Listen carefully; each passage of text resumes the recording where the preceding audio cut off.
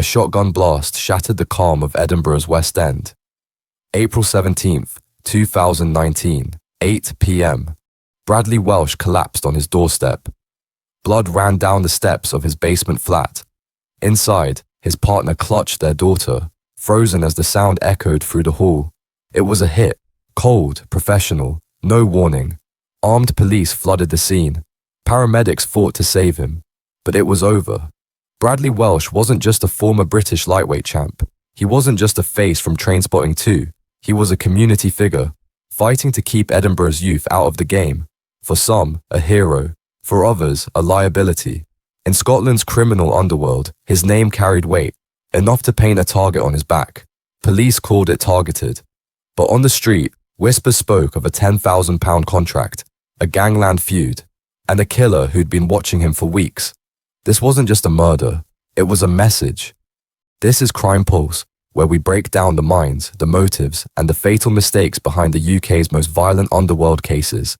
If this is the kind of story you came for, do it now. Hit subscribe, turn on notifications, and smash the like button. It keeps these stories alive, and it tells the algorithm you want more of the stories others won't touch. In the concrete sprawl of Edinburgh's modern estate, all grey tower blocks and dead-end stairwells, a young Bradley Welsh made his name the only way the streets respect, through fists and fear. Born in 1970, he was a child of chaos, tough, restless, and drawn to trouble like a match to petrol. By his teens, Bradley was deep in with the Capital City Service, Hibbs's notorious hooligan firm. These weren't just lads throwing chants on the terraces. This was a street army, wired on loyalty, fists, and blood. Bradley was never just a face in the crowd. By 14, he'd already been nicked 7 times at football grounds, his hands cut up from alley scraps and pub brawls. He once boasted about laying men out with steel pipes, earning fear the way some earn stripes. But the streets don't hand out happy endings. In his late teens, the chaos caught up. A stretch in prison followed, extortion and firearms. A young lad boxed in a cell with nothing but time and his own reputation echoing off the walls. That's where the shift came. Boxing wasn't just a skill, it was salvation. In 1993, at 23, Bradley Welsh became the British ABA lightweight champion. From Morden to medal stand, his name now carved into the books, not just whispered in backstreets. He came back to Edinburgh with purpose. In 2005, he opened Holyrood Boxing Gym, a spit and sawdust sanctuary for the next generation of lost boys. Here, he traded pipe beatings for pad work, teaching kids from estates like Niddry and Wester Hales how to fight without falling. Through his Helping Hands charity, he dropped off food boxes, Christmas gifts, and a shot at something better than the streets. Bradley wasn't just a coach, he was a symbol that you could be forged in violence and still choose another path. In 2008, he showed Danny Dyer the raw side of Edinburgh in Deadliest Men. By 2017, he was rubbing shoulders with McGregor and Carlisle in T2 Trainspotting, playing the very kind of gangster he once feared becoming. He once put men in hospital with steel. Now he held gloves for boys trying not to end up in a cell. But that's the thing about the streets. They don't forget. They wait. And sometimes they come collecting. So, who was Bradley Welsh really? A fighter who'd conquered his demons? Or a marked man caught between redemption and revenge? To understand his end, we need to meet the men who shaped his world. Bradley Welsh's redemption arc wasn't played out on a clean slate. In Edinburgh's underworld, the past never really stays buried. Even as he tried to rebuild, running his gym, mentoring kids, there were ghosts at his shoulder. He was tight with Mark Richardson, a major player in the cocaine trade who ran a £200 million empire. And then there was David Macmillan, on paper, a businessman, but known to be deeply enmeshed in the city's murkier side. These weren't just passing mates. Macmillan and Welsh went way back, bound by a shared upbringing and forged loyalty on the city's harder streets.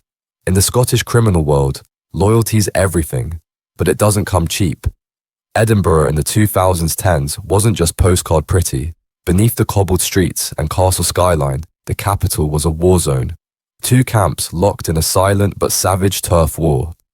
Mark Richardson, backed by the heavy-hitting Daniels crew out of Glasgow, and George Baigrie, aligned with their sworn enemies, the Lions.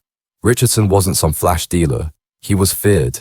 By the time he was jailed in 2018, He was orchestrating a high-end syndicate, moving coke, weapons, and violence across the Central Belt. Baigrie, on the other hand, brought brute force. A former boxer with a violent edge, he'd been caged in 2003 for a savage samurai sword attack. His reputation carried weight. He saw himself as the capital's undisputed hardman.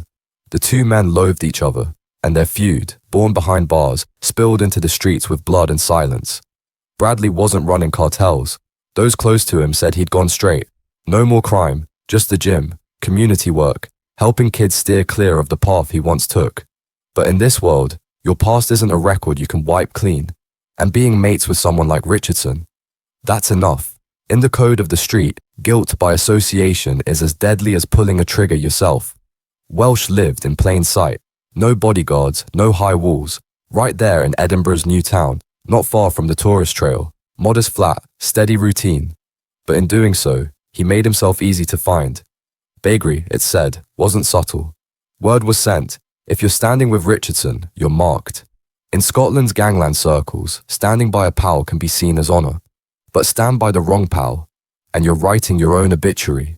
Bradley wasn't naive. He'd seen enough war on Edinburgh streets to know how quickly it could turn.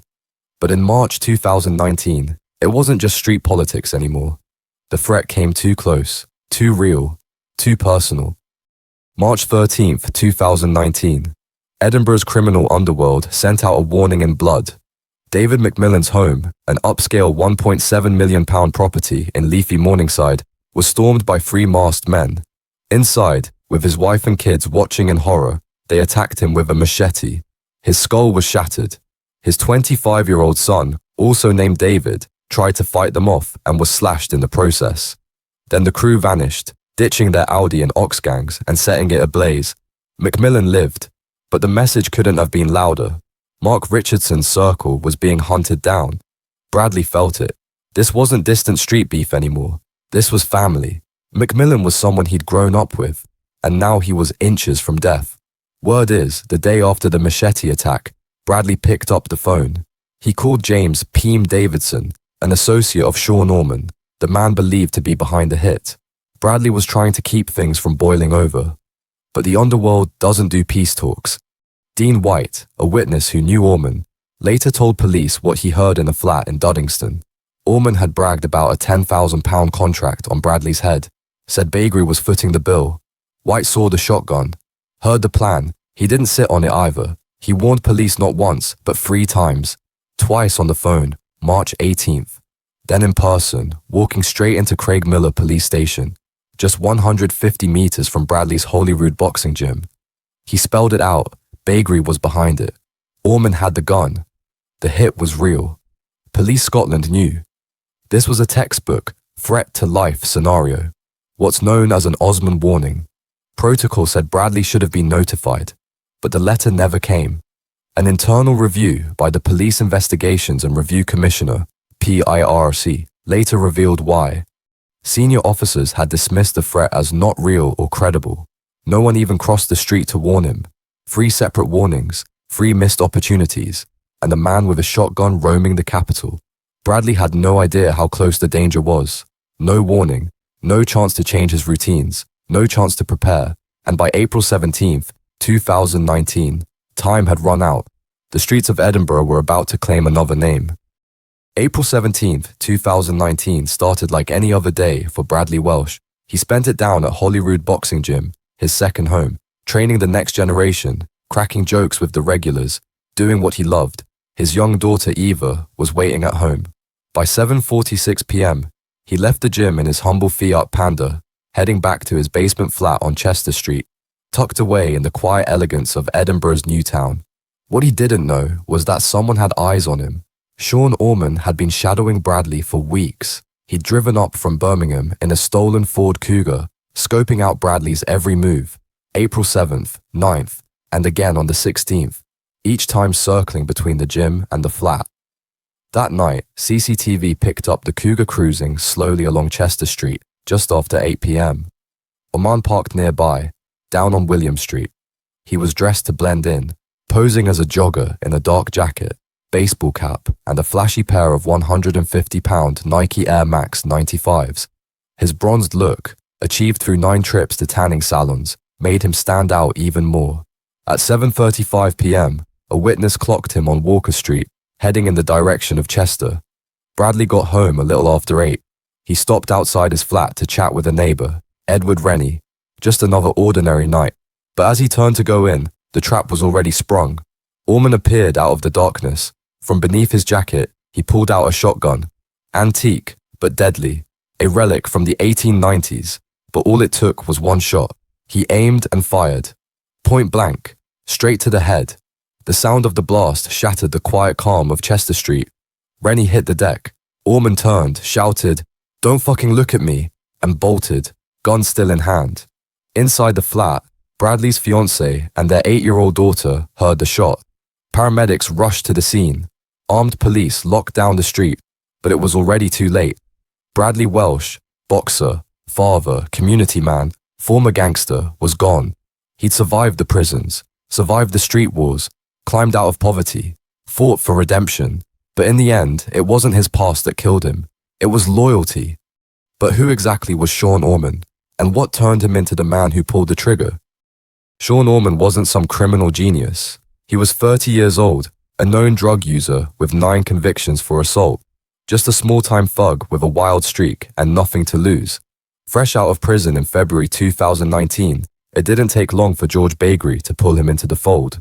The first job, the machete attack on David McMillan, a warning in Baigrie's long-running feud with Mark Richardson. The second, Bradley Welsh, a £10,000 hit. No questions asked, no second thoughts. To Orman, Bradley wasn't a man, he was just a target. But Orman wasn't sloppy. His planning was precise. He moved around Edinburgh in a stolen Ford Cougar.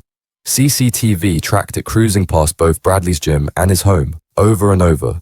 His DNA was later found on the steering wheel and gear stick, proof he'd been behind the wheel. He ran burner phones too. One of them pinged near Chester Street for 53 minutes the night Bradley was killed. After pulling the trigger, Orman made his move. He drove straight to Kirk Newton in West Lothian, arriving at 8:46 p.m. 10 minutes later, he was caught on CCTV carrying a heavy bag, believed to contain the antique shotgun used in the murder. Then came the cleanup. He rang a mate, Levi Begg, for a lift back into town. On the way, they stopped in Balerno, where Orman destroyed his iPhone and dropped it down a drain. Baigrie, meanwhile, called Orman's mum, Shona, days later, told her not to worry, but the heat was coming. 5 days after Bradley's murder, on April 22nd, police clocked Orman behind the wheel of a stolen Audi Q3 tearing along the Edinburgh city bypass. They gave chase. What followed was chaos. A 21-minute pursuit with Orman hitting 123 miles per hour, burning through red lights, swerving into oncoming traffic.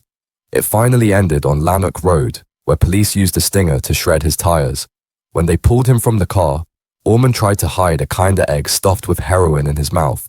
Inside the Audi, officers found a balaclava and petrol cans, tools of a man who was ready to torch evidence and vanish, but this time he wasn't disappearing. To Orman, it didn't matter who Bradley had been. He was just a job, just a payday, just a name on a death list.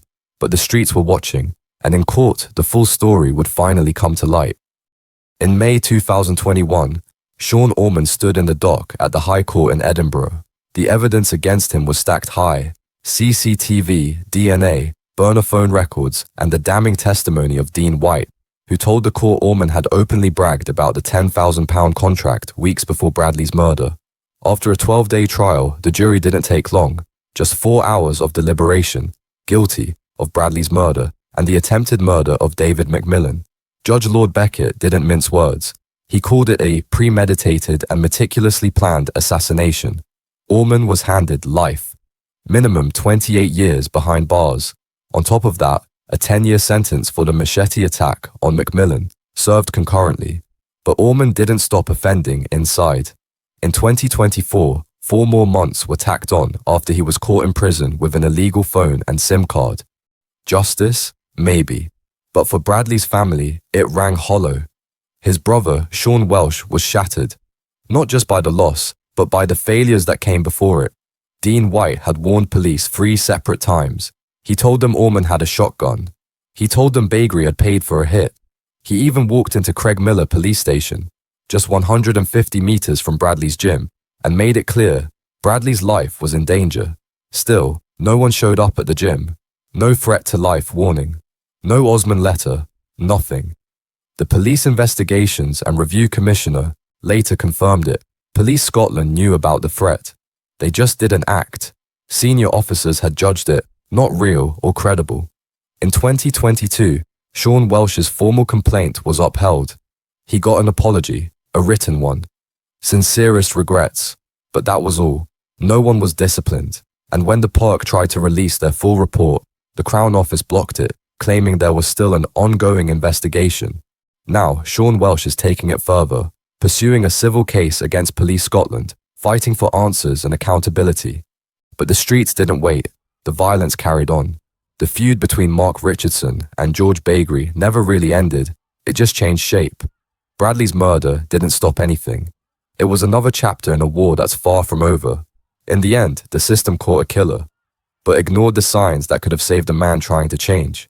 So, what does Bradley Welsh's story leave us with? Bradley Welsh wasn't perfect. He was a man of extremes, a reformed hooligan who used his fists to build something better. His Holyrood boxing gym wasn't just a place to train, it was a lifeline, a space where Edinburgh's kids could stay off the streets, find discipline, and feel seen. He raised thousands for the Sick Kids Foundation, ran food drives for struggling families, and backed community fighters like young Cody McManus.